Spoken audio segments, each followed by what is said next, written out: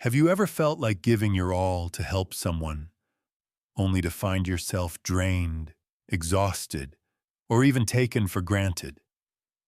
It's a strange, bittersweet feeling, isn't it? The warmth of helping mixed with a quiet, creeping cost. Today, I want to share a story with you. It's not just a story, it's a reflection on a universal experience, one that might feel very familiar to you. It's about a man named Arthur and the shocking cost of his kindness. Arthur lived in a small, quiet town where everyone knew each other. He was the go-to guy, the person you called when you were in a bund. Need a ride to the airport at 4 a.m. Arthur's your man. Moving houses and need an extra pair of hands? Arthur would be there, smiling, ready to lift the heaviest boxes. He never said no. He believed that his purpose was to ease the burdens of others. His heart was a vast, open field, and everyone was welcome. For years, this was his life. His calendar was a mosaic of other people's needs. He helped his neighbor, Sarah, start her small bakery, working late nights kneading dough and balancing books, asking for nothing in return. He tutored the high school kids in math, giving up his weekends to help them pass their exams. He even used his savings to help his friend Mark cover an unexpected medical bill. Arthur found joy in these acts. Seeing the relief and happiness on people's faces was his reward. It fueled him. But slowly, almost imperceptibly, things started to change. Arthur's own garden began to wither.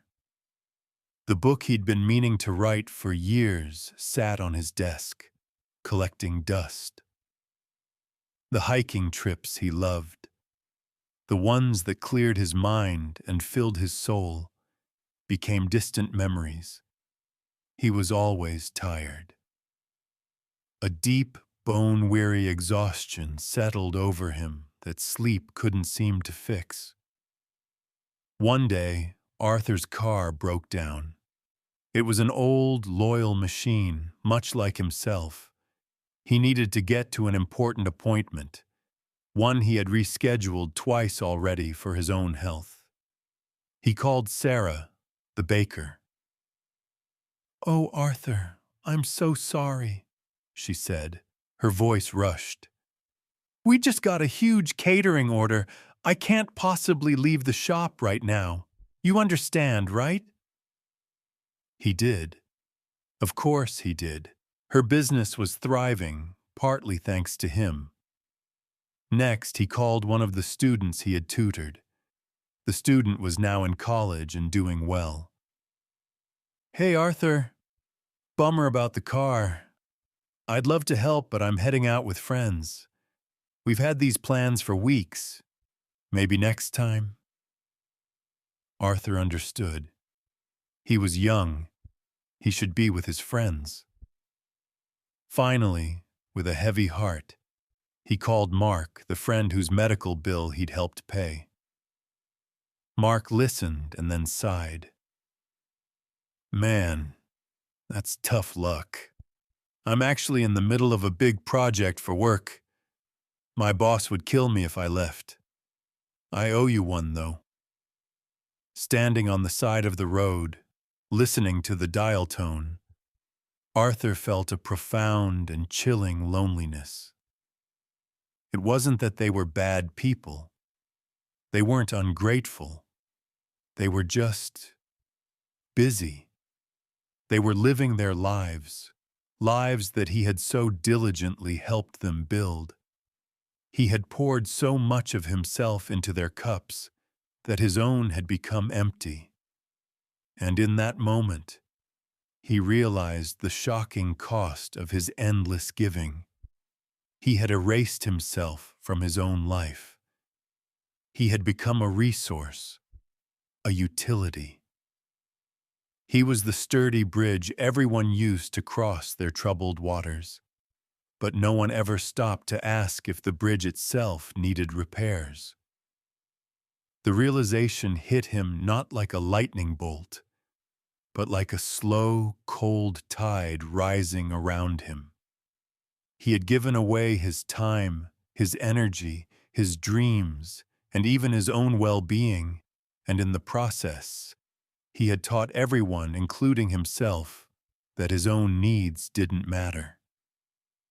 This is the hidden danger of being the helper, the giver, the one who always says yes. It's a beautiful, noble way to be, but it carries a silent price. You risk becoming invisible in your own story. You risk burnout, resentment, and a deep sense of isolation, even when you're surrounded by people you've helped. Arthur's story didn't end there on the side of the road. That moment was his wake-up call. He got his car towed, missed his appointment, and went home. But for the first time in years, he didn't call anyone to see if they needed him. Instead, he sat down with his dusty, unwritten book. He opened it to a blank page, and he began to write his own story. He started small. He learned a new, powerful word: no. It was awkward at first. It felt selfish. When someone asked for a favor he couldn't manage without sacrificing his own needs, he would say, "I'd love to help, but I can't right now." To his surprise, the world didn't end. His friends didn't abandon him. Some were disappointed, but they understood. And a few, the ones who truly cared, started asking a new question.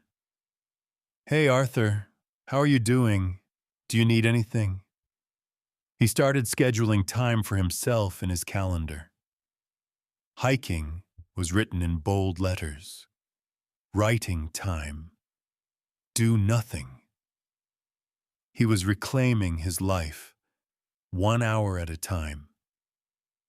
He realized that to truly help others in a sustainable way, he first had to help himself. You can't pour from an empty cup. This isn't a cliché. It's a fundamental law of emotional physics. The true cost of helping others isn't the act of giving itself. It's giving without boundaries. It's giving until you have nothing left for the most important person in your life: you. Helping is a beautiful thing.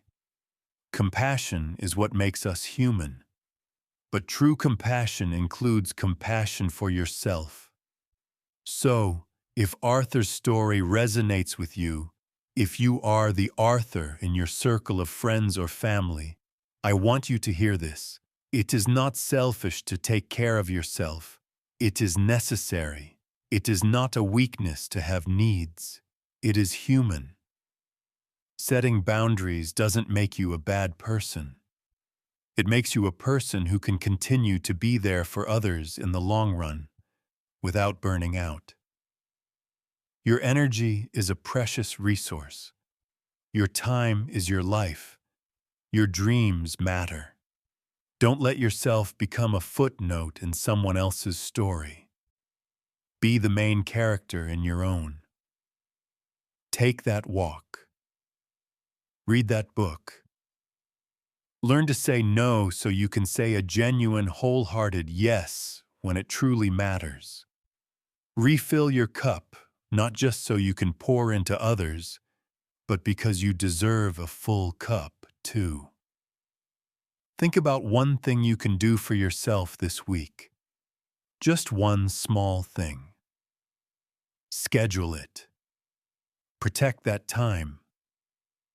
It's the first step to honoring the amazing, giving person you are, without paying the shocking cost of losing yourself.